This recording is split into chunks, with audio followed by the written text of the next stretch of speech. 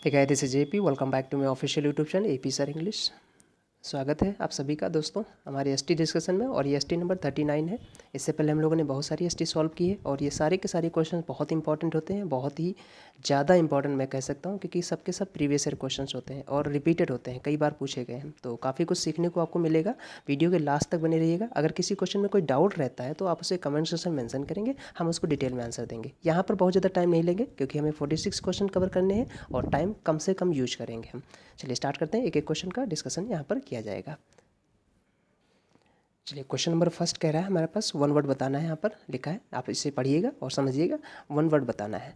The state और condition of not being in agreement, accordance और in harmony. मतलब कोई ऐसी चीज़ जो एग्रीमेंट में नहीं है, अकॉर्डेंस में नहीं है, हारमनी में नहीं है, मतलब उथल पुथल है, उसको हम बोलते हैं इनकॉन्ग्रुएंस। आपने एक वर्ड सुन रखा होगा कॉन्ग्रुएंस। कॉन्ग्रुएंस मतलब something that is in order, जो चीज़ संगत में हो, और उसी का एंटोनिम हमें बता दिया गया यहाँ पर। Incongruence is going to be your right answer. So second number is going to be your right answer. Option number second सही है क्वेश्चन नंबर 1 का। लिक्विडिटी, इसके दो मीनिंग होते हैं। आप एक तो इसका बेसिक मीनिंग है किसी चीज़ का तरलता, और दूसरा तरलता, ये जो हमारी तरलता है इसको हम इकोनॉमी से जोड़ते हैं और कैश से जोड़ते हैं, मनी से जोड़ते हैं। सो लिक्विडिटी समझिएगा, मार्केट में लिक्विडिटी बनी रहे, ये देखा होगा, सुना होगा आपने। कंजीनियल मतलब कोई चीज़ जो व्यवहारिक हो, अच्छी हो, फ्रेंडली हो, उसे कंजीनियल बोलते हैं। अच्छा मतलब इन्वायरमेंट अच्छा हो, उसे कंजीनियल एनवायरनमेंट बोलते हैं। डिप्लोमेसी कूटनीति से रिलेटेड है। So option number question first का second is going to be right answer. आगे बढ़ते हैं, क्वेश्चन नंबर सेकंड देखते हैं। क्वेश्चन नंबर सेकंड में हमें फाइंड करना है, ईडियम चूज करना है, और ईडियम चूज करना है जो वो ऑप्शन के थ्रू। देखिए पढ़िए, I am dash until my family arrives from their holiday, I can not wait to see them. So answer is going to be your right option number first, counting down the days. Count down days आपने सुन रखा होगा है ना, किसी चीज़ का बेसब्री से इंतजार करना, तो बोलते हैं count down the days. So option number 1 is going to be right answer. Bearing the gift of the gap, gift of the gap एक और इडियम होता है जिसका मतलब होता है the particular way of speaking या फिर डिलीवरिंग समथिंग। वाक्पटुता, बोलने की कला, उसे बोलते हैं gift of the gap. Losing ground मतलब जब आप कभी कंपटीशन में किसी से पीछे हो जाओ तो उसे लूजिंग ग्राउंड बोलते हैं, अपने लूजिंग ग्राउंड बोलते हैं ना इस टाइप में। तो आगे बढ़ते हैं। नेक्स्ट लिखा है यहाँ पर, getting myself into a mess. ये तो आपका ईडियम बेसिकली इजी है, जैसा कह रहा है वैसे ही मीनिंग है, अपने आप को मुसीबत में डाल लेना। आगे बढ़ते हैं, क्वेश्चन नंबर 3 देखते हैं। क्वेश्चन नंबर 3 में हमें फाइंड करना है इनकरेक्टली स्पेल्ड वर्ड, और एक पैसेज दे रखा है। इस पैसेज में कोई वर्ड ऐसा है जो इनकरेक्टली स्पेल्ड किया गया है, उस वर्ड को आप फाइंड करिए और देखिए। तो यहाँ पर तो ऑप्शन दे रखे हैं, इसी में आपको चूज करना है। तो शडर जो वर्ड दे रखा है ये गलत तरीके से स्पेल्ड किया गया है। शडर की स्पेलिंग जो होती है SHUDDER होता है, ठीक है, शडर। और इसकी आईएनजी यहाँ पर लगा दिया, तो आपको पता है मेन वर्ब बेस फॉर्म में आईएनजी लगा देते हैं, शडरिंग हो जाएगा, ठीक है। तो शडरिंग का मतलब होता है थरथराना, कांपना। आपने वर्ड रखा है समझना, शडर जो वर्ड है हमारा, जो बेस वर्ड है वो शडर है, SHUDDER। और शडर दो मीनिंग कन्वे करता है, दो पार्ट्स ऑफ स्पीच कन्वे करता है, सॉरी। एक नाउन भी बनता है और दूसरा वर्ब भी बनता है। जब वर्ब होगा तो कपाना और, ठीक है, थरथराना, और जब नाउन बनेगा तो इसे थरथराहट बोलते हैं, थरथराहट, है ना। इस टाइप में जब कांप जाते हो किसी चीज़ को देखकर, किसी चीज़ को सुनकर, बोलते नहीं है शरीर में कपकपी हो जाती है, उसी को हम शटरिंग बोलते हैं, शटरिंग। सो अगला वर्ड देखते हैं। तो यहाँ पर हमारे पास जो गलत स्पेल्ड वर्ड है वो है option number 1 shuttering, double D कर दीजिएगा। अगला सेकंड लिखा है ऑस्पिशियस, बिल्कुल सही तरीके से स्पेल्ड किया गया है, जिसका मतलब होता है शुभ। और एश्योरेंस, किसी को सांत्वना देना, आश्वासन देना, पैसिफाई करना, किसी को काम डाउन करना, उसे बोलते हैं एश्योरेंस। कैनवास, इसके दो वर्ड हैं। कैनवास में एक सिंगल एस वाला, एक डबल एस वाला। डबल एस वाला जो होता है वो वर्ब होता है और सिंगल एस वाला नाउन होता है। ज़रा ध्यान दीजिएगा, जब नाउन बनेगा तो ये तंबू होता है, टाइप ऑफ क्लॉथ, और जब डबल एस यानी यस वाला बनेगा, जब वर्ब वाला बनेगा तो इसका मतलब होता है किसी चीज़ का प्रचार प्रसार करना, समर्थन मांगना, किसी चीज़ का वोट मांगना, बोलते नहीं, कैनवास करना, उसे बोलते हैं। चलिए अगला वर्ड देखते हैं। क्वेश्चन नंबर 4 देखते हैं। यहाँ पर हमें अगेन फाइंड करना है इनकरेक्टली स्पेल्ड वर्ड। तो कौन सा वर्ड हमारे पास इनकरेक्टली दिया गया है उसको देखना है। सैक्रिलीजियस की स्पेलिंग आपको पता है गलत है, यहाँ पर SACRILEGIOS होता है। यहाँ पर एग्जामिनर ने क्या कर दिया है, डी भी एक्स्ट्रा लगा दिया और आई भी लगा दिया, सो गलत हो जाएगा यहाँ पर स्पेलिंग। फिर से SACRILEGIOS होता है, और जिसका मतलब होता है ईश्वर निंदा, ठीक है, डिसरिस्पेक्ट ऑफ हॉली प्लेसेस या फिर गॉड्स, ठीक है, भगवान की निंदा करना ना, ये नेगेटिव वर्ड है। तो साइक्लिजस, एक वर्ड आपने सुन रखा होगा ब्लास्फेमी, है ना, ब्लास्फेमी इसका सिनोनिम हो जाएगा। ब्लास्फेमियस वर्ड आपने सुन रखा है ना, तो ब्लास्फेमियस इसका सिनोनिम हो जाएगा। सॉरी, थोड़ा डिस्टर्बेंस रहेगा आपको, बट हम यहाँ पर वीडियो की क्वालिटी नहीं लेकिन कंटेंट की क्वालिटी पर ध्यान देंगे। चलिए आगे बढ़ते हैं। एक और वर्ड देखते हैं, पाइनियर। पाइनियर मतलब जो चीज़ कोई जो मतलब पाइनियर बोलते नहीं, कोई इंसान जो पहली बार किसी चीज़ को करे वो पाइनियर कहा जाएगा, ठीक है, पाइनियर, पाइनियर है। अगला जो वर्ड हमारे पास दे रखा है इसको हम सही से प्रोनाउंसिएट करेंगे कॉन्शियंसस, ठीक है, इसे बोलते हैं कॉन्शियंसस, कॉन्शियंसस। नेक्स्ट वर्ड जो हमारे पास दे रखा है इसको सही से प्रोनाउंसिएट करिएगा कॉन्शियंसस, ठीक है, बिल्कुल सही तरीके से लिखा गया। सब अगर आप होश हवास में हो उसे कॉन्शियसनेस बोलते हैं, सॉरी कॉन्शियंसस बोलते हैं। अगला जो वर्ड यहाँ पर दे रखा है वो लिक्विडिटी दे रखा है। लिक्विडिटी हम लोगों ने पहले भी डिस्कस कर लिया है, लिक्विडिटी है ना, लिक्विडिटी दे रखा है। थोड़ा सा एडजस्ट करते हैं। ये जो अगला वर्ड हमारे पास दे रखा है वो है लिक्विडिटी, है ना, लिक्विडिटी। और लिक्विडिटी हमने पहले ही डिस्कस कर लिया, लिक्विडिटी। ये चलिए फिफ्थ नंबर देखते हैं। Select the incorrectly spelled word. Again हमें इनकरेक्टली बताना है कौन सा सही है। तो देखो पहला लिखा है साइकोमेट्रिक। साइकोमेट्रिक का मतलब होता है a measure which is use to talent, which is use to measure your, measure नहीं, a device which is use to measure your talent, a type of skill, है ना, जो स्किल या टैलेंट को मेज़र करने की डिवाइस होती है उसे हम साइकोमेट्रिक बोलते हैं। बहुत अच्छा वर्ड है साइकोमेट्रिक, कई बार पूछा गया। फिजियोलॉजी की स्पेलिंग यहाँ पर गलत दे रखी है, PHY होना चाहिए था, PHI नहीं, PHY, ठीक है, फिजियोलॉजी। तो यहाँ पर आंसर जो होगा हमारा सेकंड होगा फिजियोलॉजी, ठीक है। साइकाइट्री की स्पेलिंग सही है, साइकोलॉजी की स्पेलिंग बिल्कुल सही है। सो ऑप्शन नंबर फिफ्थ का second is going to be right answer. आगे बढ़ते हैं, 6 में बढ़ते हैं। क्वेश्चन नंबर 6 में लिखा है हमारे पास select the option that expresses the following sentence in passive voice. Passive voice में बताना है। Police are interrogating, police are interrogating present continuous tense है, तो प्रेजेंट कंटिन्यूअस टेंस का पैसिव क्या हो जाएगा, इज एम आर के साथ बीइंग, और बीइंग के साथ थर्ड होती है, अब आपको पता होना चाहिए इतना। तो देखो लिखा है द पियोन्स ऑफ माई, ठीक है, the peons of my schools are, sorry the peons of my school are being, बिल्कुल सही है, are being interrogated. So option number 1 is going to be right answer. आगे देख लेते हैं कौन कौन गलत है। हैव बीन नहीं होगा, यहाँ पर आर के साथ बीन नहीं होगा, ये गलत हो जाएगा। और यहाँ पर वर लगा दिया। टाइम नहीं बदलता है एक्टिव से पैसिव, और पैसिव से एक्टिव बनाते समय टाइम नहीं बदलते हैं। सो यहाँ पर फोर्थ में इन्होंने टाइम बदल दिया है, सो टाइम नहीं बदलेंगे। 6 का आंसर क्या हो जाएगा, 6 का 1 हो जाएगा। आगे बढ़ते हैं, क्वेश्चन नंबर 7 देखते हैं। क्वेश्चन नंबर 7 में फाइंड करना है फिल इन द ब्लैंक, यानी कि ऑप्शन चूज करना है। देखिए जरा, अब ऐसे क्वेश्चन में आप ज़्यादा अगर नहीं पढ़ते हैं ऑप्शन की भी हम हेल्प ले सकते हैं। जैसे कैसे लेंगे, जैसे यहाँ पर लिखा है द टर्म जम, अब यहाँ पर जो वर्ब आएगी उस वर्ब सिंगुलर आएगी। सिंगुलर वर्ब जो आती है सिंगुलर सब्जेक्ट के साथ, तो वो वर्ब के लास्ट में एस लगा होता है, ये बात याद रखिएगा। दूसरा यहाँ पर दे रखा है एबिलिटी टू, और टू के साथ यहाँ पर वर्ब की V1 फॉर्म आएगी, ठीक है, किसी चीज़ की एबिलिटी होगी कुछ करने के लिए, तो इस टाइप समझिएगा। तो अब देखो ऑप्शन चूज कर सकते हैं। इसमें एक्सटेंस दे रखा है, ये गलत हो जाएगा, क्योंकि यहाँ पर हमारे पास जो सेकंड वर्ब आएगी वो V1 फॉर्म में आएगी। यहाँ पर ग्रोथ दे रखा है वो गलत हो जाएगा, और स्ट्रेस दे रखा है ये गलत हो जाएगा। सो ऑप्शन नंबर 3 बचा, यही हमारा आंसर हो जाएगा। ये तो हो गया हमारा लॉजिक, मतलब ऐसे ही ऑप्शन चूज कर सकते हैं। दूसरा यहाँ पर पढ़ भी सकते हैं आप, इनकम्पासिस का मतलब होता है किसी चीज़ का इंक्लूड करना, स्प्रेड का मतलब यहाँ पर फैलाना होता है। तो विक्टिम टू विक्टिम लिखा है, ये बिल्कुल सही हो जाएगा आंसर। सो स्प्रेड वाला is going to be right answer. आगे बढ़ते हैं क्वेश्चन नंबर, चलिए क्वेश्चन नंबर 8 देखते हैं। 8 में लिखा है the house they bought dash than their previous one, यानी कि यहाँ पर हमें स्पेसियस की बात करेगा। तो यहाँ पर आंसर क्या हो जाएगा, more spacious. Option number 3 is going to be right answer. 8 का 3 होगा स्पेसियस। यहाँ पर एक और वर्ड दे रखा है स्पेसियस, इसका मतलब होता है फेक, डुप्लीकेट। ये वर्ड ध्यान रखना, ये फेक होता है, डुप्लीकेट होता है। स्पेसियस डायलॉग होती है, स्पेसियस आर्गूमेंट होता है, सुना होगा, तो फेक डुप्लीकेट होता है ये वर्ड। ध्यान देना, ऐसा कोई नहीं है कि ये वर्ड गलत तरीके से लिखा गया, नहीं, सही है, इसका मतलब होता है डुप्लीकेट, फेक। और यहाँ पर स्पेस की बात की जा रही है, सो आंसर हमारा क्या हो जाएगा, ऑप्शन नंबर 3। इस ये वाला स्पेस से स्पेलिंग होती है स्पेसियस, ठीक है। स्पेसियस मीन्स होता है having a lot of space, ये वाला, और इस स्पेसियस का मतलब होता है डुप्लीकेट, ठीक है, समझिएगा। नेक्स्ट नंबर है 9, और उसमें हमें फाइंड करना है स्टर्न का एंटोनिम। एंटोनिम, स्टर्न मीन्स होता है कोई चीज़ रिजिड हो, रिजिड मतलब सख्त हो, ठीक है, हार्श हो। ड्रैकोनियन वर्ड आपने सुन रखा होगा, ड्रैकोनियन, है ना, ड्रैकोनियन, DRACONIAN, ड्रैकोनियन लॉ होते हैं नहीं, इस टाइप से रिजिड होते हैं, हार्श होते हैं, टफ होते हैं, ठीक है, उसे हम बोलते हैं। तो स्टर्न का एंटोनिम बताना है, लीनियंट हो जाएगा। क्या हो जाएगा इसका एंटोनिम, लीनियंट। डेजोलेट का मतलब होता है लोनली, जो कोई अकेला रहे, लोनली बोलते हैं, सो लोनली बोलते हैं, डेजोलेट हो जाता है। नॉक्सियस मतलब कोई चीज़ पॉइजनस हो, खतरनाक हो, हार्मफुल हो, उसे नॉक्सियस बोलते हैं। फ्लिपेंट मतलब होता है नॉट सीरियस, जो सीरियस ना हो, गंभीर ना हो, यानी कोई इंसान, जो ऐसा इंसान, कोई लड़का, कोई आदमी, कोई महिला, कोई भी, है ना, कोई मैन या कोई भी ह्यूमन बींग जो सीरियस ना हो, नॉट सीरियस हो, है ना, उसे फ्लिपेंट बोलते हैं, फ्लिपेंट। आगे बढ़ते हैं, क्वेश्चन नंबर 10 देखते हैं।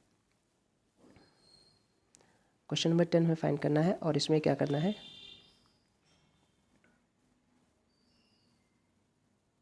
चलिए क्वेश्चन नंबर 10 में फाइंड करना ईडियम की मीनिंग। टू प्ले पॉजम, पॉजम का मतलब होता है चीज़ का, किसी चीज़ का दिखावा करना। To pretend to be something, है ना, स्लीपी इस टाइप का, तो उससे क्या हो जाएगा, टू प्ले पॉजम, यानी कि option number 1 is going to be right answer. इस ईडियम का मीनिंग होता है to pretend to be unaware, to pretend to be sleepy, to pretend to be बोल सकते हो आप अनकॉन्शियसनेस या अनअवेयर, उसे बोल सकते हैं टू प्ले पॉजम। ठीक है, प्ले पॉजम। आगे बढ़ते हैं, क्वेश्चन नंबर 11 देखते हैं। 11 में से हमें यहाँ पर एरर डिटेक्शन करना है और एरर डिटेक्शन में थोड़ा सा जल्दी लेंगे। Queen Elizabeth got marrying, marrying नहीं, यहाँ पर मैरिड होना चाहिए था, क्योंकि गॉट यहाँ पर जो है वो लिंकिंग वर्ब है और लिंकिंग वर्ब के बाद यहाँ पर कॉम्प्लीमेंट एडजेक्टिव या नाउन के रूप में आते हैं, तो ये यहाँ पर मैरिड को हमें एडजेक्टिव फॉर्म लगाना पड़ेगा, मैरिड। ठीक है, तो queen Elizabeth got married, so option number B is going to be your right answer, married होना चाहिए था। आगे बढ़ते हैं, मैरिड के साथ पैसिव में टू लगाते हैं, ध्यान दीजिएगा। एक्टिव में मैरिड के साथ कोई प्रिपोजिशन नहीं लगाते हैं, क्योंकि एक्टिव में ट्रांसिटिव वर्ब होती है। राम मैरिड सीता, सीता मैरिड राम, लेकिन Ram was married to Sita, Sita was married to Ram. Okay, आगे बढ़ते हैं, क्वेश्चन नंबर 12 देखते हैं। क्वेश्चन नंबर 12 में लिखा है the country has the lowest per capita income and needs to be created job. अब ध्यान दीजिए, इस इन्फिनिटिव का डूअर जो हमारे पास दे रखा है वो कंट्री दे रखा है। अगर कंट्री ही इस इन्फिनिटिव का डूअर है और डूअर मौजूद होता है सेंटेंस में, तो इन्फिनिटिव जो है वो एक्टिव वॉइस में लिखी जाती है, और यहाँ पर एक्टिव इन्फिनिटिव जो होगी वो टू बी क्रिएटेड ना होकर टू क्रिएट होगी, ध्यान दीजिएगा। तो यहाँ पर टू बी क्रिएटेड हो, यहाँ पर टू क्रिएट हो जाएगा, टू क्रिएट, टू क्रिएट। आगे बढ़ते हैं, क्वेश्चन नंबर 13 देखते हैं। क्वेश्चन नंबर 13 में लिखा है the government has announced a gradual reboot of air travel, air travel दे रखा है। अब देखो यहाँ पर रिलेटिव प्रोनाउन ने हु लगा रखा है, who relative pronoun human being के लगता है, ठीक है, और सब्जेक्ट के लगता है, तो यहाँ पर ट्रेवल तो ह्यूमन बीइंग है नहीं और ट्रेवल को देख रहा है, तो इसका मतलब यहाँ पर रिलेटिव प्रोनाउन लगाना पड़ेगा विच। ठीक है, विच, ये रिलेटिव प्रोनाउन का कॉन्सेप्ट है, विच की जगह पर विच होगा, so option number B again is going to be right answer. आगे बढ़ते हैं, क्वेश्चन नंबर 14 देखते हैं। For the long term strength, एक लंबे समय स्ट्रेंथ के लिए ऑफ द इकॉनमी, इकॉनमी की, the limit of corporate buy backs, है ना, आपको पता है बाई बैक्स जो होते हैं, जहाँ पर आप किसी इंसान को कोई चीज़ बेचो और उसी से खरीद लो, उसे बाई बैक्स बोलते हैं। ठीक है, इज़ अ पोटेंशियल सोल्यूशन, एक पोटेंशियल सोल्यूशन होगा अगर आप किसी चीज़ पर लिमिट लगाते हो, तो रिस्ट्रिक्शन लगाते हो, तो यहाँ पर लिमिट के दो प्रिपोजिशन होते हैं। हालांकि प्रिपोजिशन कोई किसी वर्ड को बाउंड नहीं होता है, किसी वर्ड के लिए कोई प्रिपोजिशन बाउंड नहीं होता है, वो सेंटेंस के अकॉर्डिंग प्रिपोजिशन यूज किया जाता है। लोग क्या करते हैं, वो वर्ड के साथ प्रिपोजिशन को बाउंड कर देते हैं, वो गलत हो जाता है। रट्टा नहीं मारना है आपको, नहीं तो आपको एक ही चीज़ लगता है कि लिमिट के साथ ऑफ लगता है, बट लिमिट के साथ आपको पता है प्रिपोजिशन अलग अलग वेरी कर सकता है, क्यों नहीं वेरी कर सकता है, लिमिट ऑफ भी हो सकता है, लिमिट ऑन भी हो सकता है। लिमिट ऑन का मतलब यहाँ पर ऑन ही लगाना है, ऑफ नहीं लगाना है, सो एरर फिर हमारे पास यहाँ पर बी पार्ट में है और ऑफ ना होकर यहाँ पर ऑन हो जाएगा। अब मीनिंग समझ लीजिए, लिमिट ऑन का मतलब होता है रिस्ट्रिक्शन और लिमिट ऑफ का मतलब होता है रेंज, एंड किसी चीज़ का, रेंज किसी चीज़ का, उसे लिमिट बोलते हैं, लिमिट ऑफ बोलते हैं। तो यहाँ पर लिमिट ऑन लगाना पड़ेगा, रिस्ट्रिक्शन के केस में लगाना पड़ेगा। हमने क्लास में इसे डिटेल में बताया, चूँकि यहाँ पर हम इतना डिटेल में नहीं जा सकते हैं कि नहीं तो बहुत ज़्यादा वीडियो लंबा हो जाएगा, तो इस चीज़ को समझिए जरा। प्रेपोजिशन का कॉन्सेप्ट है, लिमिट यहाँ पर ऑन लगाना पड़ेगा, ठीक है, ऑफ नहीं लगाना पड़ेगा। सो अगेन यहाँ पर एरर है ऑप्शन नंबर बी में, यहाँ पर ऑफ की जगह पर यहाँ पर आपको ऑन यूज करना पड़ेगा, ऑन। ठीक है, आगे बढ़ते हैं, क्वेश्चन नंबर 15 देखते हैं। 15 में लिखा है इफ़ वाटर सडनली रिसीड्स, अगर पानी अचानक से बैक मारता है, पीछे जाता है ना, अचानक से बैक मारता है, एट द बीच, बीच पर, यू आर एट, ठीक है, it is probably a tsunami, ठीक है, ये सुनामी ऐसा होता है, सुनामी होती है, तो बिल्कुल सेंटेंस सही लिखा है, नो एरर है। अब जरा नो एरर क्यों है, इसके पीछे थोड़ा सा लॉजिक से समझिए। यहाँ पर बच्चों को लग रहा होगा कि यहाँ पर लिखा at the beach you are at, ये एट डाउट लग रहा होगा, पर जरा गौर करिए सेंटेंस को, बहुत अच्छा कॉन्सेप्ट है, थोड़ा सा टाइम लगेगा। At the beach you are, अब देखो ये जो यू आर है ये हमारी एक क्लॉज है। अब ये क्लॉज जो है, ये इस क्लॉज का ये जो एट प्रपोजिशन है किसको रिफ़र कर रहा है, तो ये एट प्रपोजिशन रिफ़र कर रहा है इस बीच को, ठीक है। अब आपको पता है जो बीच जो है, अगर हम इस एट प्रपोजिशन को नहीं लगाएंगे, इस एट द बीच और यू आर के बीच एक रिलेटिव प्रोनाउन होना चाहिए था। कैसे लगाते, at the beach at which you are, at the beach, समझिएगा, एट द बीच है ना, at the beach at which you are, है ना, एट विच यू आर। अब आपको पता है जब हमारे पास रिलेटिव प्रोनाउन में डिफाइनिंग क्लॉज में अगर कोई जो रिलेटिव प्रोनाउन होता है वो ऑब्जेक्ट बनता है तो उसे हटा भी सकते हैं, ये हमने क्लास में बताया है। तो इसकी जगह पर अगर हम एट नहीं लगाएंगे तो आपको पता है जो ये आर जो हमारी मेन वर्ब है, जो कि मेन वर्ब अगर आर बनती है, बी की फॉर्म अगर मेन वर्ब बनती है, गौर से सुनिएगा, अगर ये बी की फॉर्म आर जो है मेन वर्ब बनती है तो अपने बाद कॉम्प्लीमेंट लेती है, और कॉम्प्लीमेंट ये इसका डायरेक्ट बीच नहीं हो सकता है, क्योंकि यू कभी भी बीच नहीं हो सकता, यू है लिविंग और बीच है नॉन लिविंग, तो ये कैसे हो सकता है आपको पता।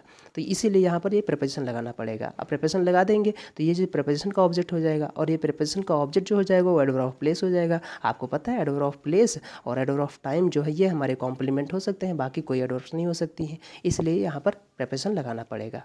और प्रीपोजिशन लगेगा कहाँ? बिल्कुल लास्ट में लगेगा। तो यहाँ पर अगर प्रीपोजिशन ना लगा होता तो ये सेंटेंस गलत हो जाता, ध्यान दीजिएगा। समझ में आया ना?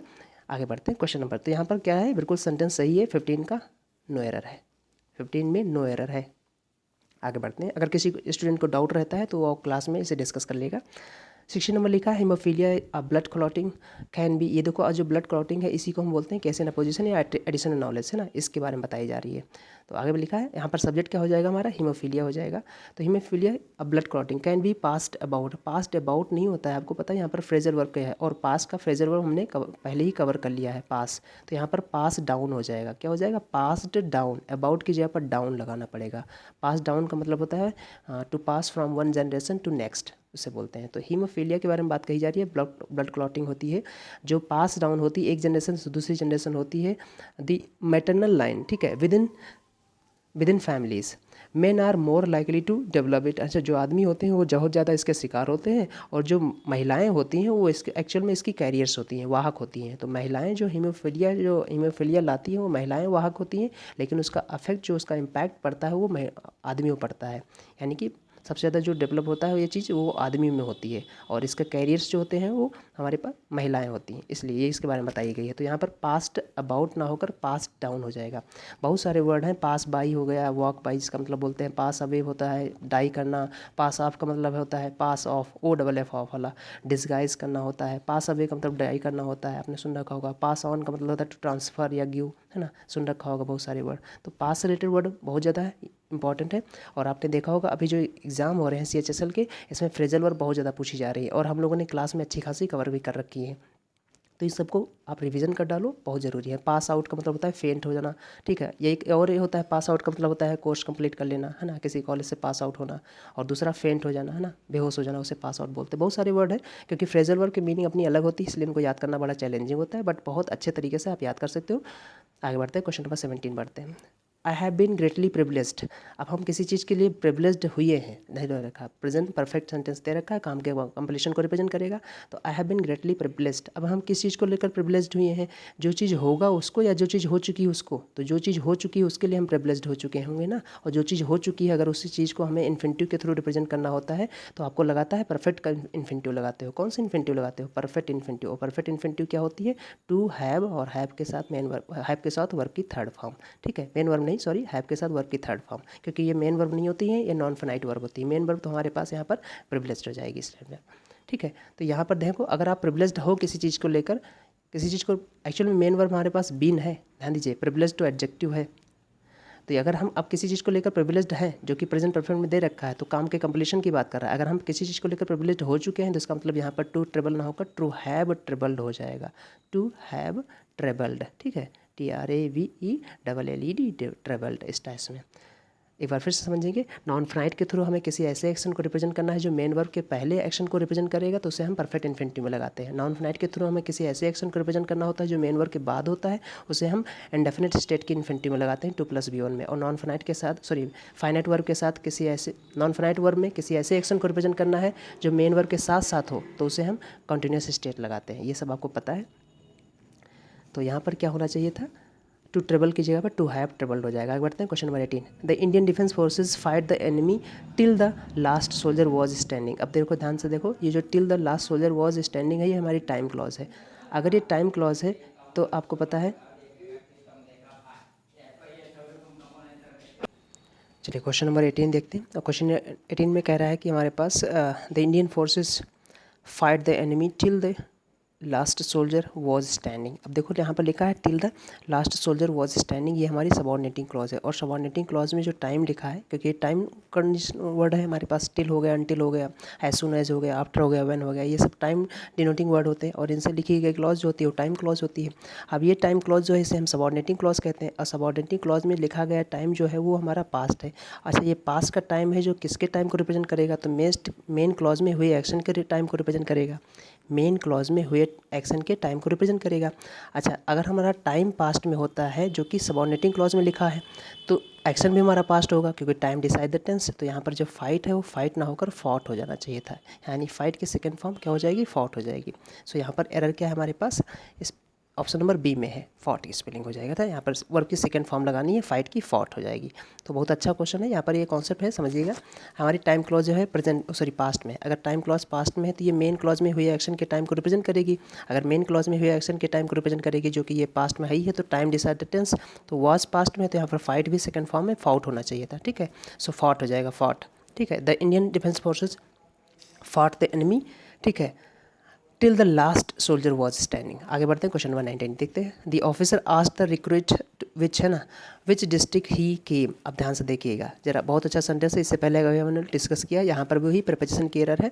The officer asked the recruit which district he came from होना चाहिए था। अच्छा, केम फ्रॉम क्यों होना चाहिए, क्योंकि आपको पता है जो विच रिलेटिव प्रोनाउन होता है ये सब्जेक्ट या ऑब्जेक्ट बनने का काम करता है, दोनों बनने का काम करता है। अब विच डिस्ट्रिक्ट जो दे रखा है ये नाउन फ्रेज है। अब ये नाउन फ्रेज या तो सब्जेक्ट बनेगी या तो ऑब्जेक्ट बनेगी। सब्जेक्ट ही बन नहीं सकती क्योंकि ही सब्जेक्ट आया है इस वर्ब केम का। अब यहाँ पर सब्जेक्ट तो ये बन नहीं सकता है। अच्छा, ऑब्जेक्ट भी ये नहीं बन सकता है, क्यों, क्योंकि केम जो वर्ब दे रखी है हमारी इंट्रांसिटिव वर्ब है।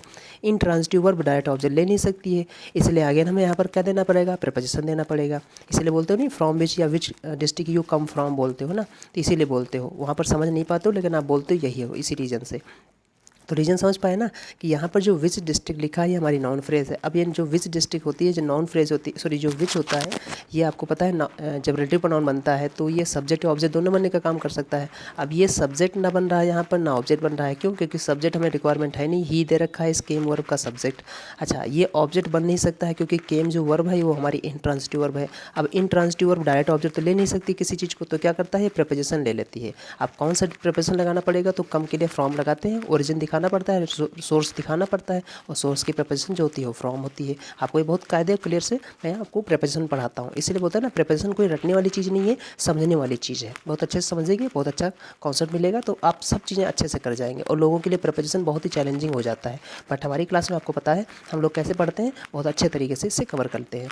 तो the officer asked the recruit, है ना, रिक्रूट समझिएगा जो रिक्रूट किया गया है ना, जो भी भर्ती किया गया उसको रिक्रूट बोलते हैं, ठीक है, रिक्रूट है ना। तो यहाँ पर which district he came from होना चाहिए। सो ऑप्शन नंबर सी में केम के बाद फ्रॉम लगा दो, आंसर आपका सही हो जाएगा। So option number C is going to be your right answer, from हो जाएगा केम के बाद। आगे बढ़ते हैं, क्वेश्चन नंबर 20 देखते हैं। क्वेश्चन नंबर 20 में फाइंड करना है, यहाँ पर अगेन एरर ही चल रही है हमारे पास। आई वॉज सरप्राइज टू सी, है ना, हम सरप्राइज थे किसी चीज़ को देखने के लिए। ऑलमोस्ट ईच स्टूडेंट, देखो ऑलमोस्ट आ जाए, अप्रॉक्सीमेट आ जाए, नियर आ जाए, ये सब क्या दिखाते हैं, ये इनडेफिनिट चीज़ों को दिखाते हैं, इनडेफिनिट चीज़ों को दिखाते हैं। और इनडेफिनिट के लिए आपको पता है ईच नहीं लगाते, एवरी लगाते हैं। एवरी जो हमारे पास डिटर्मिनर होता है ये क्या दिखाता है, एवरी जो है वो इनडेफिनिट नंबर को दिखाता है या फिर फ्रीक्वेंसी को दिखाता है। तो जब भी फ्रीक्वेंसी को डिनोट करना होगा तो एवरी का यूज करेंगे, इनडेफिनिट नंबर को लगाना होगा तो एवरी का यूज करेंगे। क्लू वर्ड हमारे पास है, हम आपको रिलेटिव प्रोनाउन में पढ़ाए हैं ये सब बातें। यहाँ पर वर्ड लिखाए होंगे कि ऑलमोस्ट आ जाए, अप्रॉक्सीमेट आ जाए, नियर आ जाए, ये सब क्या दिखाते हैं, ये इनडेफिनिट चीज़ों को दिखाते हैं, डेफिनेट नहीं है। आप अंदाज़ा लगा रहे हो ना, इसलिए तो ऑलमोस्ट लगाया। तो यहाँ पर ईच ना होकर एवरी हो जाएगा, क्या हो जाएगा, एवरी। ये डिटर्मिनर का कॉन्सेप्ट है एवरी, और प्रोनाउन का भी कॉन्सेप्ट है। तो एवरी स्टूडेंट, अब एवरी के बाद सिंगुलर नाउन आता है, ये तो सही सबको पता है। ईच के बाद भी सिंगुलर नाउन आता है, ये भी सबको पता है, बट ईच यहाँ पर गलत हो जाएगा, एवरी का यूज करेंगे। आगे बढ़ते हैं, क्वेश्चन नंबर 21 देखते हैं। फ्यू पीपल, आपको पता है नेगेटिव वर्ड है तो नेगेटिव के साथ समथिंग नहीं एनीथिंग लगाते हैं। आई डोंट नो समथिंग या आई डोंट नो एनीथिंग, तो आप कहोगे एनीथिंग, तो यहाँ पर क्या हो जाएगा, एनीथिंग हो जाएगा। एनीथिंग का यूज करेंगे, समथिंग नहीं। पॉजिटिव में something, I know something, I know anything नहीं, आई नो समथिंग, ठीक है, इस टाइप में। और आई डोंट नो एनीथिंग बोलते हैं, आई डोंट नो समथिंग नहीं बोलते हैं। तो आई डोंट नो यहाँ पर फ्यू है जो कि नेगेटिव है ना, फ्यू नेगेटिव है ना, इसलिए यहाँ पर क्या लगाएंगे, समथिंग की जगह पर एनीथिंग ही बनाएंगे ऐसे। तो आगे बढ़ते हैं, क्वेश्चन नंबर 22 देखते हैं। एवरी 76 ईयर्स, हर 76 साल बाद, है ना, एवरी 76 ईयर्स, ठीक है, हर 76 साल। अब फिनोमिना, अब आगे आर्टिकल ए आ गया, तो यहाँ पर नाउन जो आना चाहिए सिंगुलर आना चाहिए। अब सिंगुलर आपको पता है फिनोमिना तो प्लूरल होता है, इसमें एक जगह पर ओ एन लगा देंगे, फिनोमिनन, तो वो सिंगुलर हो जाएगा। तो आर्टिकल ए की वजह से इसको नाउन बनाना पड़ेगा सिंगुलर। अच्छा, प्लूरल की यहाँ पर रिक्वायरमेंट है नहीं, क्योंकि यहाँ पर बात जो की गई है व्हेल इज कॉमेट हेलिस कॉमेट की बात की गई है, ठीक है। तो इसलिए सिंगुलर फिनोमिना है, तो सिंगुलर फिनोमिना है तो इसको फिनोमिना ना बोलकर फिनोमिनन बोलेंगे। आ फिनोमिनन, जैसे आपने सुन रखा होगा क्राइटेरियन होता है, क्राइटेरिया प्लूरल होता है, क्राइटेरियन सिंगुलर, क्राइटेरिया प्लूरल, और क्राइटेरियाज कोई वर्ड नहीं होता है, ठीक है। ऐसे फिनोमिनाज कोई वर्ड नहीं होता, फिनोमिना प्लूरल है, फिनोमिनन सिंगुलर है। आर्टिकल ए लगा सिंगुलर नाउन आ जाएगा यहाँ पर। सो ऑप्शन नंबर ए में एरर थी। क्वेश्चन नंबर 23 देखते हैं। थर्ड में आपको बताना है मेनी आर डाउट। अब देखो मेनी आर डाउट, मेनी के बाद आ गए तो यहाँ पर सिंगुलर नाउन आ जाएगा, सही है। ऑन हिस्ट्री वर, अब जो वर भी तो सिंगुलर आनी चाहिए, तो यहाँ पर जो वर है वर ना होकर यहाँ पर क्या हो जाएगा, वाज हो जाएगा। आगे बढ़ते हैं। क्वेश्चन नंबर, ये तो हमारा आसान था बी वाला, बाकी किसी पार्ट में पढ़िएगा, कोई डाउट नहीं है। बी ऑप्शन में एरर है, वर की जगह पर वाज हो जाएगा। 24 देखते हैं। 24 में हमें फाइंड करना है when at last we got to the theatre, जब अंतिम बार हम थिएटर गए थे। द मच पब्लिसाइज्ड प्रोग्राम, जिसके बारे में बहुत ज़्यादा प्रोग्राम हाइप किया गया था ना, बहुत ही ज़्यादा मच पब्लिसाइज्ड, बहुत ज़्यादा हाइप किया गया programme by the Bollywood stars was begun, नहीं हैड बिगन हो जाएगा, ठीक है, हैड बिगन, ठीक, हैड हो जाएगा यहाँ पर, वॉज की जगह पर हैड हो जाएगा। आगे बढ़ते हैं। क्वेश्चन नंबर, ये तो बहुत आसान है। क्वेश्चन नंबर 25 देखते हैं। ग्रीवेंसेस कैन नॉट बी रिड्रेस्ड, यहाँ पर स्पेलिंग हमें बताना था, इस स्पेलिंग या सेंटेक्स एरर क्या है, तो यहाँ पर रिड्रेस की स्पेलिंग गलत है। आपको पता है रिड्रेस की स्पेलिंग जो होती है REDRESS होता है ना, तो REDRESSED रिड्रेस्ड, और रिड्रेस्ड का मतलब होता है किसी चीज़ को सुधारना, करेक्ट करना, उसे बोलते हैं रिड्रेस्ट करना। चलिए आगे बढ़ते हैं। क्वेश्चन नंबर 26 देखते हैं। क्वेश्चन नंबर 26 में फाइंड करना है select the most appropriate एंटेनम। एंटेनम sufficiency का बताना है, उस आपको पता है सफिशिएंसी मतलब होता है पर्याप्त, हमारे पास एनफ है, तो सफिशिएंसी का हमें एंटेनम फाइंड करना है। एंटेनम हो जाएगा इसका डर्थ, डर्थ मीन्स होता है कमी, स्कार्सिटी, शॉर्टेज, ये सब इसके एंटेनम हो जाएंगे।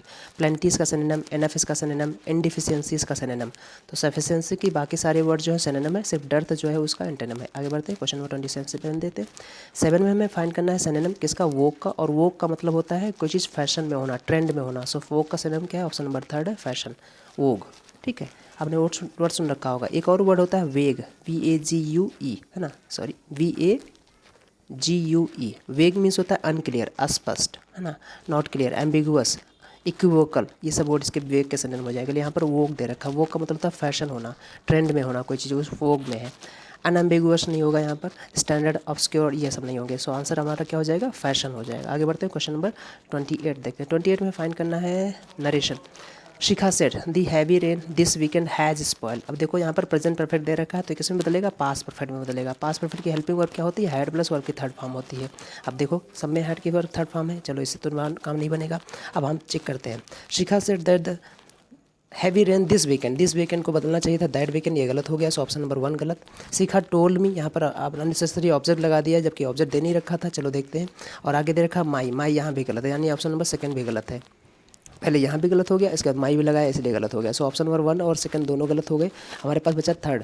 शिखा said that the heavy rain that weekend बिल्कुल सही, हैड स्पॉइल बिल्कुल सही, ऑल हर ट्रेवल प्लान्स ये भी सही, यानी option number 3 is going to be right answer. 4th गलत है। यहाँ पर फिर से क्या है, वीकेंड हैड बिन स्पॉइल, यानी पैसिव बना दिया, पैसिव नहीं यहाँ पर एक्टिव है, सो यह भी गलत हो जाएगा। So option number 3 is going to be right answer. 28 का क्या हो जाएगा, 28 का 3rd हो जाएगा। आगे बढ़ते हैं। क्वेश्चन नंबर 29 देखते हैं। 29 में फाइंड करना, ये बड़ा अच्छा कॉन्सेप्ट है, इसको जरा अच्छे से समझिएगा। मैं थोड़ा सा धीरे धीरे प्रोसीड करता हूँ। इसमें क्या दे रखा है, S1 और S4 और S4 दे रखे हैं, यानी पहला और चौथा हमारे पास स्टेटमेंट दे रखा है। बीच में 2 स्टेटमेंट हमें यहाँ पर गैप कर दे रखे हैं, इनको ही फाइंड करना है। और इनके लिए हमारे पास 4 ऑप्शन दे रखे हैं, PQRS, यानी PQRS में ये 4 ऑप्शन दे रखे हैं। इन्हीं चारों में से मुझे कोई 2 चूज करना है। कौन से 2 होंगे वो चूज करना है। अब पढ़ो जरा, देखते हो तो देखेंगे। पहले यहाँ पर लिखा है, अच्छे समझ लीजिएगा, देखिए समझिएगा, इस चीज़ को पूरे से देख लो इस टाइप से। ये चीज़ इतनी है, फिर से एक बार देख लो, ये पूरा है आपका, है ना, इस टाइप में। अब देखो यहाँ पर हम ऑप्शन एलिमिनेट कैसे करते हैं। यहाँ पर S1 में दे रखा है the main and women took there places, मैं आदमी और जो औरतें थी उन्होंने अपना स्थान ले लिया था। ध्यान देना, यहाँ पर लिखा है टुक there places after the initial mingling, पहली मिंगलिंग के बाद। मिंगलिंग मतलब होता है मिलना जुलना, ठीक है। एंड इमीडिएटली असर्ज, असर्ज मतलब एकदम से किसी चीज़ का बढ़ोतरी है ना, उसे असर्ज बोलते हैं, सर्ज बोलते हैं। A surge of conversation filled the room, और एकदम से ना सब लोग कन्वर्सेशन करने लगे, रूम भर गया उसी वजह से, ठीक है। तो उसी कन्वर्सेशन से तो ये बात कही गई यहाँ पर। आपने देखा कि इन्होंने अपने प्लेसेस ले लिए हैं और इनिशियल मिंगलिंग के बाद। अच्छा, S4 में दे रखा है 1 और 2 ऑफ द वुमेन, 1 या 2 औरतें उनमें से were actually bouncing on and down on the sofa cushion. ठीक है, एक दो औरतें जो है ना इधर उधर सोफ़ा पर इधर इधर उठ बैठ रही थी, ये बातें कही जा रही है। सो अब इन दोनों के बीच में हमें ऑप्शन चूज करना है, S2 और S3 का कौन सा बेटर चॉइस होगा, ये हमें देखना है। तो अब देखिए ज़रा ऑप्शन देखते हैं, पढ़ते हैं। पी में दे रखा है, so the two parties had to lean forward their elbows on their knees. इसलिए जो दो पार्टियां हैं उनको आगे झुकना पड़ा, अपने एल्बो पर, अपने नीज़ पर, इस टाइप में है ना, आगे झुकना पड़ा। किस रीजन से पढ़ना पड़ा, उसके कोई रीज़न होगा, क्योंकि सो वाला जो क्लॉज होती है वो रिजल्ट दिखाता है। अब देखते हैं इस चीज़ का रिजल्ट, इस चीज़ का कारण क्या था जो रिजल्ट ऐसा हुआ। ठीक है, at the beginning they mingled. अब देखो ये ऑप्शन तो हो ही नहीं सकता, क्योंकि हमारे पास ऑलरेडी दे रखा है यहाँ पर कि ये ऑलरेडी इन्होंने बता रखा है कि women took there places, man and women, उन्होंने अपना स्थान ले लिया था। तो बिगनिंग की बात ही नहीं होगी, यानी हमारे पास क्यू वाला तो ऑप्शन खत्म हो जाएगा, क्यू वाला तो ऑप्शन खत्म हो जाएगा। आर में दे रखा है several people made a last minute dash to the bathroom before the conversation could start. Before the conversation could start, उससे पहले की बात कही गई है, जबकि हमारे पास आपको पता है कन्वर्सेशन स्टार्ट हो चुका है, यानी ये बात भी गलत हो गई है यहाँ पर, यानी आर भी गलत है, यानी हमारे पास क्यू और आर वाले ऑप्शन खत्म हो जाएंगे। अब जिस जिस ऑप्शन में क्यू और आर होगा वो सारे ऑप्शन खत्म हो जाएंगे। इसमें क्यू है ऑप्शन नंबर 1 में, ये खत्म। इसमें आर क्यू आर दोनों है, ये भी खत्म। इसमें आर दे रखा, ये भी खत्म, यानी ऑप्शन नंबर हमारे पास बचा कौन सा, 4th। तो इस टाइप के क्वेश्चन के लिए भी आपको रेडी होना है, ये बहुत इंपॉर्टेंट है, बहुत आसान है। देखो कितना आसान तरीके से हमारे हो गए। So option number 4th is going to be right answer. बहुत बार ये क्वेश्चन बच्चों को कन्फ्यूज जरूर किया होगा, आप लोगों को कन्फ्यूज जरूर किया होगा। तो इसको ऐसे करने के तरीके बहुत हैं, है ना, इस टाइप में सॉल्व किया होगा या ऐसे किया होगा तो वो आपको अच्छा लगा होगा, इजी हो गया होगा। So option number 4th is going to be right answer, SP is going to be right answer. आगे बढ़ते हैं, क्वेश्चन नंबर 30 देखते हैं। 30 में फाइंड करना है, फिल इन द ब्लैंक करना है, और वो भी ईडीएम के थ्रू। अब ये और कैप बहुत ज़्यादा है यूज की गई है, तो यहाँ पर ईडीएम के थ्रू बताना है। The team always to come up with unique advertisements for all its clients. ठीक है, throw caution to the wind का मतलब होता है टेक रिस्क लेना, किसी चीज़ को ना सारी सावधानियाँ फेंक देना हवा में और रिस्क लेना उसे बोलते हैं। ठीक है, और थिंक आउटसाइड द बॉक्स मतलब थोड़ा हट के सोचना, तो यहाँ पर आंसर क्या हो जाएगा, सेकंड हो जाएगा, 30 का सेकंड। थर्ड में दे रखा है take a back seat. Take a back seat का मतलब होता है सामने आने से परहेज़ करना, अवॉइड करना, है ना, avoid to come on the front उसे बोलते हैं, या फिर किसी चीज़ को कम इंपॉर्टेंस देना उसको भी बोलते हैं take a back seat. Turn the table का मतलब होता है तख्ता पलट करना, किसी चीज़ को पलट देना उसे बोलते हैं turn the table. So answer हमारा क्या हो जाएगा, second is going to be right answer. आगे बढ़ते हैं, क्वेश्चन नंबर 31 देखते हैं। A temple dedicated to all gods. ठीक है, एक मंदिर जिसमें सभी भगवान होते हैं उसे हम पैंथियन बोलते हैं। ठीक है, कैसे बना है, पैन से बना है, पैन रूट वर्ड है, और थियो मीन से होता है गॉड। ठीक है, तो पैन मीन्स में तो ऑल, तो एक ऐसा मंदिर जहाँ पर सारे भगवान पाए जाते हैं, सभी भगवान पाए जाते हैं, उनसे हम पैंथियन बोलेंगे, पैंथियन। सो ऑप्शन नंबर, ये हम लोग रूट वर्ड कवर कर चुके हैं, पैंथियन। पैंथीज़म का मतलब होता है एक ऐसा इंसान जो ये मानता है कि भगवान जो है हर नेचुरल थिंग में समाया हुआ है, कड़कड़ में समाया हुआ है, उसे पैंथीज्म बोलते हैं। देखो लिखा नहीं है, पैन से बना है ऑल, और थीज्म का मतलब होता है वो मानना, वाद। ठीक है, आपने सुन रखा होगा थीस्ट अथीस्ट। थीस्ट मतलब वन हु बिलीव्स, और अथीस्ट मतलब one who doesn't believe in God. ये तो यहाँ पर पैंथीज्म हो जाएगा। पैनेसिया जानते हो, रामबाण होते ही वन हु क्योर्स, है ना, मेडिसिन दैट क्योर्स ऑल, उसे पैनेसिया बोलते हैं। पैनोरामा मीन्स होता है वातावरण, माहौल, एनवायरनमेंट, या इससे चारों तरफ का। आपने देखा होगा कैमरे में पैनो मोड होता है, पैनोरामा मोड होता है ना, जो चारों तरफ की सीन ले लेता है, पिक्चर ले लेता है, उसे पैनोरामा बोलते हैं। तो पैनोरामा का मतलब होता है विस्टा, वर्ड सुन रखा है ना, विस्टा, ये पैनोरामा होता है। आगे बढ़ते हैं, क्वेश्चन नंबर 32 देखते हैं। The most appropriate idiom find करना है अगेन हमें। Sometimes accept, to take more responsibility than I can manage, यानी अपनी औकात से ज़्यादा ले लेना, है ना, एक्सेप्ट कर लेना, उसे बोलेंगे। तो उसके लिए ईडियम क्या दे रखा है, bite off more than I can chew, जितना चबा नहीं सकते उससे ज़्यादा काट लेना, बाइट ले लेना। तो answer 4th is going to be right answer, है ना, यानी 32 का 4th हो जाएगा। अब देखो बाकी ऑप्शन क्या लिखा है, here it state from the horse's mouth, यानी कि रियलाइबल रिसोर्स से अगर कोई चीज़ सुन रहे हो उसे बोलते हैं, ऑप्शन 1 यूज करेंगे उसके लिए। बर्न माई बोट्स मतलब होता है इम्पॉसिबल टू रिटर्न, वापस आने के सारे रास्ते ख़त्म कर देना, यानी हमने जो चीज़ स्टार्ट कर दिया वो आगे ही बढ़ना है, पीछे नहीं आ सकते, उसे बोलते हैं बर्न माई बोट्स। इसके लिए एक और इडियम आता है, बर्न वंस ब्रिजेस। अच्छा, तीसरा लिखा है get a taste of my own medicine, जैसा बोओगे वैसा काटोगे, जैसा किसी के लिए व्यवहार करोगे वैसे ही व्यवहार उसका रिटर्न आएगा, ये हम यूज करेंगे ये वाला। सो आगे बढ़ते हैं, क्वेश्चन नंबर 33 देखते हैं। क्वेश्चन नंबर 33 में हमें फाइंड करना है यहाँ पर फिर से ऑप्शन ईडियम मीनिंग है, बहुत सारे वोकैब में यूज की गई हैं, और आजकल वोकैब पे ज़्यादा फोकस आपको करना भी है, आपकी अंडरस्टैंडिंग आपकी यहीं से आती है। मेक वेव्स का मतलब होता है कुछ ऐसा करना जिससे आप नोटिस में आ जाओ, है ना, कॉज डिफिकल्टी, तो उसे बोलते हैं make waves. So option number 1 is going to be right answer. Make wave का मतलब हो जाएगा टू कॉज डिफिकल्टी। 34 का आंसर क्या हो जाएगा, हमें यहाँ पर वन वर्ड बताना है। A person who is a lover of women that is called philogynist. हाँ, फिलोजेनिस्ट हो जाएगा। So option number 4 is going to be right answer, फिलोजेनिस्ट।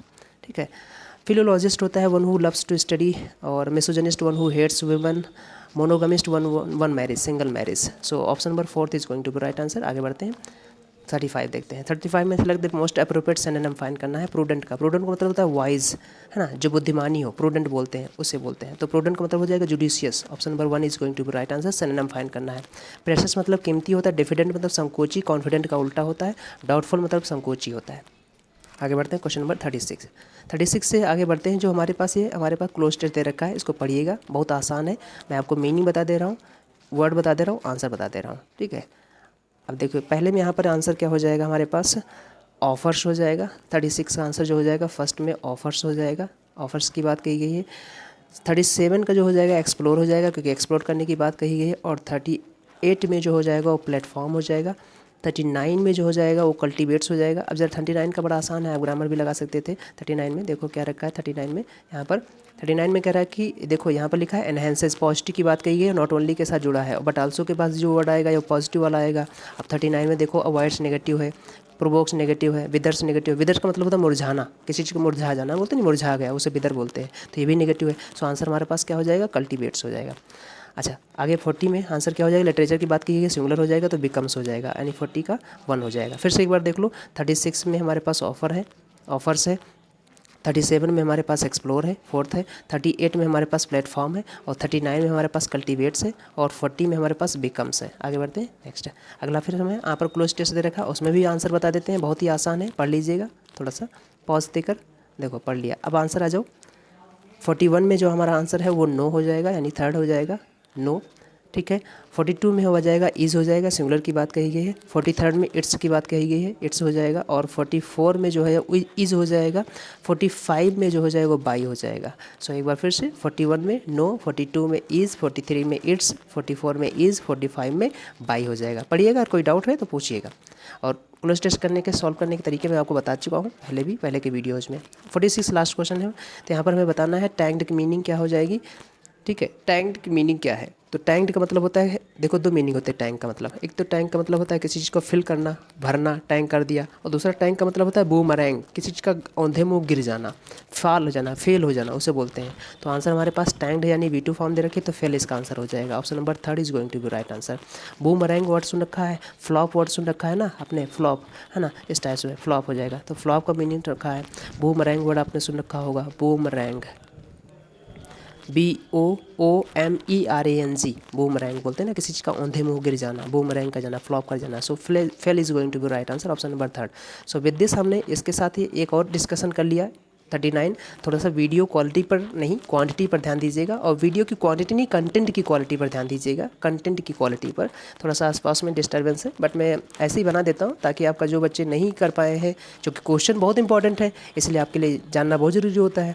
और क्लास डिस्कशन तो बहुत इंपॉर्टेंट होता है, इसलिए क्लास डिस्कशन जैसे यहाँ पर आधे घंटे में हो गया, अब यही डिस्कशन क्लास में जो होता है वो 2 घंटे का होता है। तो 2 घंटे का डिस्कशन हम लोग बहुत कुछ डिस्कस करते हैं, यहाँ पर है केवल आंसर बताए जाते हैं। तो ये बच्चे सोच रहे होंगे कि हम क्लास नहीं जाएंगे या फिर यहाँ पर सोल्यूशन बेटर मिल जाएगा, तो ऐसा नहीं है, क्लास डिस्कशन बहुत इंपॉर्टेंट होता है।